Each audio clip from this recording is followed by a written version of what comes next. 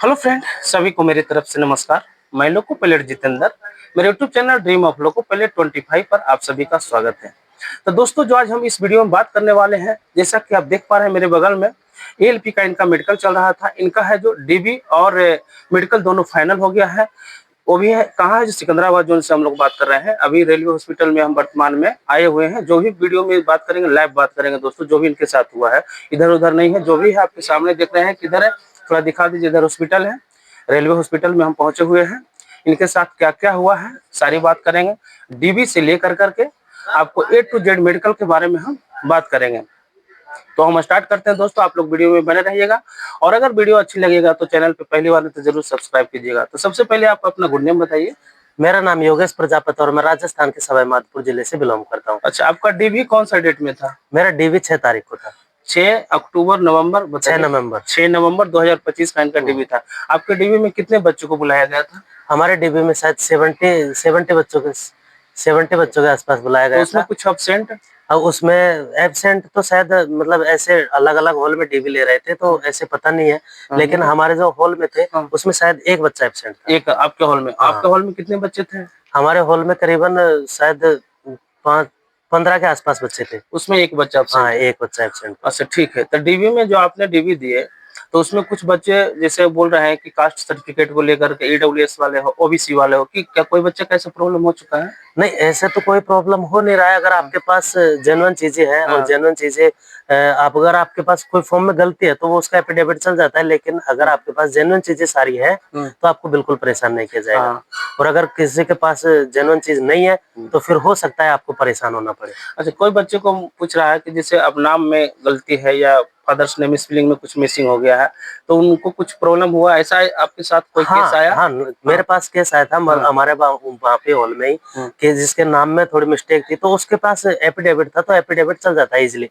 वहाँ पे बिल्कुल परेशान नहीं करते। अगर आपके पास एफिडेविट है तो भी आपको बिल्कुल परेशान नहीं किया जाएगा। यानी कोई दिक्कत नहीं हुआ? नहीं। अच्छा, आपका जो डीबी हुआ, आपको साथ कुछ ऐसा कुछ प्रॉब्लम हुआ? हाँ, मेरा भी मतलब जैसे मैंने फॉर्म फिलअप किया था, मैंने ये मेरा फर्स्ट फॉर्म था रेलवे का, तो इस वजह से मैं जानता नहीं था फॉर्म फिलअप करना रेलवे का। तो मैंने मित्र वाले से करवाया, तो ये मित्र वाले ने मेरे 3-4 चीजों में गलती कर दी। एक तो जो हमारी एंट्री की मार्कशीट होती है, उनका डेट इश्यू होता है ना, उसमें गलती कर दी थी। अच्छा। दूसरा, एक जो हमारा कास्ट सर्टिफिकेट है उसमें जो उसकी इश्यू डेट होती है वो भी गलत कर दी। और उसके बाद में उसका जो नंबर होता है कास्ट सर्टिफिकेट का, उसकी जगह पे टोकन नंबर का प्रयोग किया उसने, मित्र वाले ने। अच्छा, तो आपने उसका समाधान क्या रास्ता दिया? उसका समाधान का ये रास्ता दिया, मैंने एफिडेविट बनवा लिए सारे और एफिडेविट उनके सामने पेश कर दिया, तो उन्होंने कुछ भी नहीं बोला।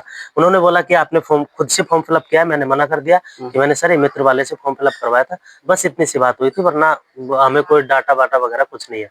तो ठीक है दोस्तों, तो जैसा कि आप लोग समझेंगे कि डीवी में अगर आप जनून है, आप ही हैं, दूसरा लड़का आपके बदले में नहीं है, तो कोई दिक्कत नहीं होगा। 100% गारंटी है, क्योंकि आपके साथ एक कैंडिडेट है। खुद इनका मेडिकल अभी फाइनल हो चुका है, डीवी और मेडिकल। अब लगभग 100% इनका खाली ज्वाइनिंग करना है, सिलेक्टेड है, एक भारतीय रेलवे में अपना जगह बना लिए है। चलिए, तो अब हम मेडिकल की ओर चलते हैं। तो सबसे पहले आप जो वहां से आए हुए तो रिपोर्टिंग किए होंगे इस हॉस्पिटल में। तो सबसे पहले जो आपका मेडिकल का जो प्रक्रिया हुआ, कहाँ से शुरू हुआ, क्या मतलब जो जांच हुआ, शुरू कहाँ से हुआ? स्टार्टिंग में जैसे हम हॉस्पिटल में आए तो यहाँ पे मतलब सर्वप्रथम मेरा ईसीजी जांच हुआ था। सबसे पहले ईसीजी जांच हो रहा था। अब मुझे क्या मतलब, जैसे सफर करते इधर से उधर, राजस्थान से आया हूँ, तो मुझे खांसी जुकाम हो गया, तो इस वजह से थोड़ी ईसीजी की रिपोर्ट में थोड़ी गड़बड़ आई थी, तो उसका समाधान हो गया था। लेकिन मतलब जब गड़बड़ आया ईसीजी में, तो क्या आपको री मेडिकल के लिए बोला? नहीं, ईसीजी में जैसे गड़बड़ आया तो उसमें सर ने 2D इको टेस्ट लिख दिया। अच्छा। 2D इको टेस्ट यहाँ से मतलब शायद 70 किलोमीटर के आसपास है। तो वहाँ जाके करवाया? वहाँ जाके हमने इको टेस्ट करवाया।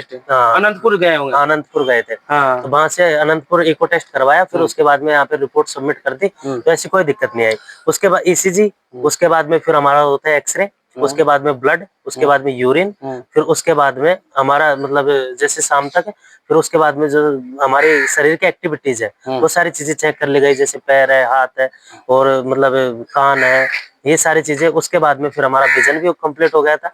फिर उसके बाद में जैसे हमारा संडे सैटरडे था, सैटरडे को हाफ डे था, संडे को गैप था, तो आज मंडे है।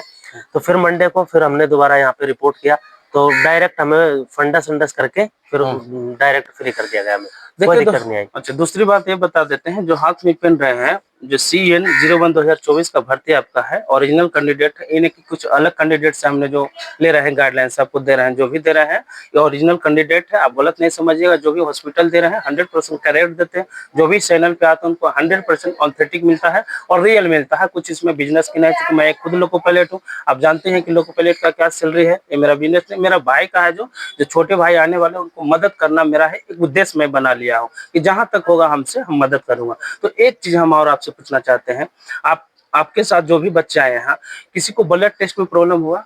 ना किसी को ब्लड टेस्ट में प्रॉब्लम हुआ, ना यूरिन में, किसी भी टेस्ट में कोई प्रॉब्लम नहीं हो रहा है। नहीं मतलब अगर कुछ प्रॉब्लम हो रहा है तो उसके लिए दोबारा अगर जैसे आपके ब्लड टेस्ट में कोई प्रॉब्लम होगी तो ब्लड टेस्ट आपको दोबारा ले लिया जाएगा, वो नॉर्मल ही चीज है।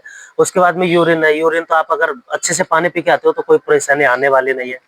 और उसके बाद में जैसे हम 3 लोग हैं, 3 लोगों का हमारा ECG गड़बड़ आया था तो हमें 2D को जांच करवाई, तो उसमें फिर हमें नॉर्मल आया, फिर आपको फाइनल कर दिया, कोई दिक्कत नहीं है। और जो आंख की सबसे ज्यादा वजह है, बच्चों को आंख में बहुत डर रहे हैं। रात में भी हम लाइव क्लास ले रहे थे तो उसमें बहुत सारे बच्चे को डाउट था कि सर आंख के बारे में थोड़ा सा अच्छा से डिटेल बताइए, आंख में थोड़ा प्रॉब्लम हो रही है। ऐसा मतलब कि आंख में जो जांच हो रहा है, सबसे पहले आप टोटल बताइए कितना आंख में कितना प्रकार की जांच हो रहा है? मैं आंख की सबसे पहले क्या जांच हुआ आंख में? कि मतलब बहुत सारे स्टूडेंट हैं जिनका ये भी कंफ्यूजन है कि मतलब जैसे मुझे लेफ्ट आंख में थोड़ा कमजोर दिखता है,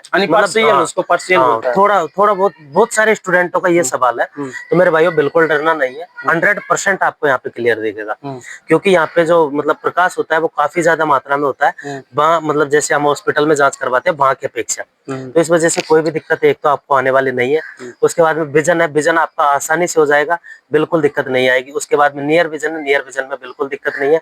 कलर ब्लाइंडनेस में अगर आपके नहीं है तो कोई दिक्कत नहीं है। फिर उसके बाद में फंडस वगैरह, तो ये सारी चीजें नॉर्मल है। फंडस कैसे चेक हुआ थोड़ा बता। फंडस जैसे हमें मैम ने पहले हमारा विजन किया, उसके बाद नियर विजन करके फिर हमें बाहर बिठाया, उसके बाद में ड्रॉप डाल दी। किस आंख में?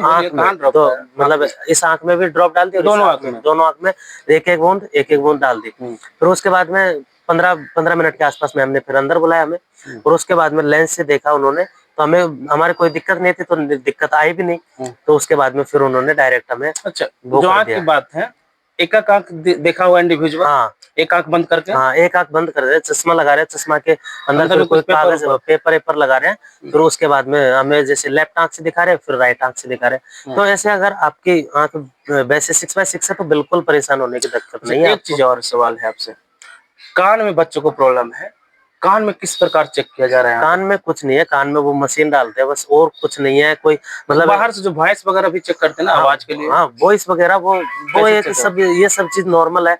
और जो कान की बात है, तो कान में तो अगर आप जैसे थोड़ा साफ करके आइए, उसमें क्या दिक्कत है? थोड़ा गंदगी नहीं रखना। हाँ गंदगी नहीं रखना है मतलब आप। और वॉइस कैसे चेक किया जा रहा है? वॉइस हमारा चेक नहीं किया गया, वॉइस हमारा चेक नहीं किया गया था।